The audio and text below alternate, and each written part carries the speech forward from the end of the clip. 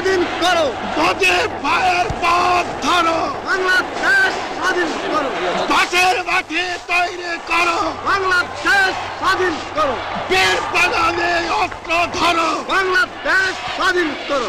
বীর আপনারা জোরে স্লোগান ধরেন, আমার দেশ তোমার দেশ, বাংলাদেশ বাংলাদেশ আমার দেশ তোমার দেশ, বাংলাদেশ বাংলাদেশ স্বাধীন করো, স্বাধীন করো। বাংলাদেশ স্বাধীন করো।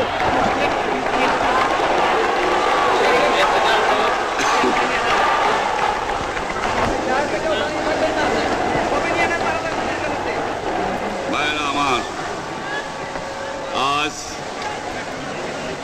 দুঃখ ভারাক্রান্ত মন নিয়ে আপনাদের সামনে হাজির হয়েছি। আপনারা সবই জানেন এবং বোঝেন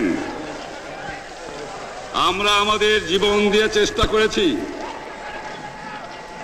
কিন্তু দুঃখের বিষয় আজ ঢাকা, চট্টগ্রাম, খুলনা, রাজশাহী, রংপুরে আমার ভাইয়ের রক্তে রাজপথ রঞ্জিত হয়েছে। আজ বাংলার মানুষ মুক্তি চায়, বাংলার মানুষ বাঁচতে চায়, বাংলার মানুষ তারা আজ তার অধিকার চায়।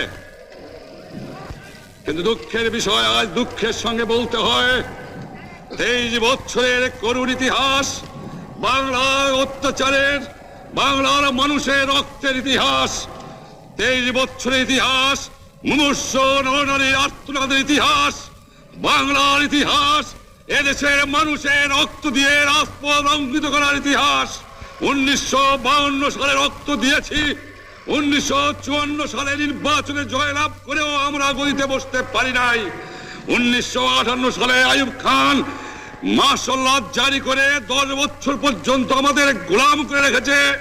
1967 সালে 6 দফার আন্দোলনে 7ই জুনে আমার ছেলেদের গুলি করে হত্যা করা হয়েছে। 1969 সালে আন্দোলনে আইয়ুব খানের পতন হওয়ার পরে যখন ইয়াহিয়া খান সাহেব সরকার নিলেন, তিনি বললেন দেশে শাসনতন্ত্র দেবেন, গণতন্ত্র দেবেন, আমরা মেনে নিলাম। তারপরে অনেক ইতিহাস হয়ে গেল, নির্বাচন হলো। আপনারা জানেন দোষ কি আমাদের?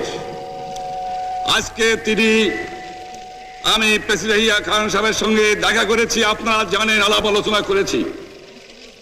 আমি পাক